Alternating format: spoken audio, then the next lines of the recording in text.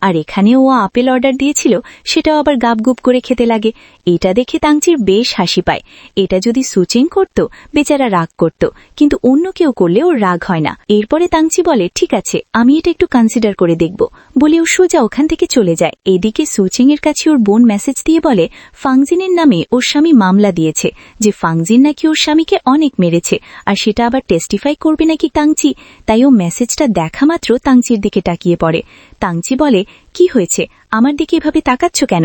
আচ্ছা, একটা কথা বলো তো, ফাংজিনের কেসটা নিয়ে কে লড়াই করছে? তার লড়াই আর কি তোমার বোন চিংলি? তখন চ্যাং বলে, হ্যাঁ, এই জন্যই আমি আপনার দিকে তাকিয়েছিলাম। আসলে আপনি কি টেস্টিফাই করেছেন? ও তখন বলে, গিয়ে তোমার বোনের কাছে শোনো। রাত্রিবেলা সুচেন বাড়িতে এসে কেসটা স্টাডি করে। তখনই ও জানতে পারে যে স্যানি মূলত তাংচিকে ডেকে নিয়ে গিয়েছিল, যাতে তাংচি সমস্ত সত্যি কথা বলে, যে তাংচি দেখেছে স্যানকে তার স্ত্রী কিভাবে মেরেছে। তো পুলিশকে জানায় যে হ্যাঁ, তার স্ত্রী তাকে মেরেছে, কিন্তু সে মেরেছে কারণ তার আগে স্যান তার স্ত্রীকে অনেক কটু কথা বলেছিল।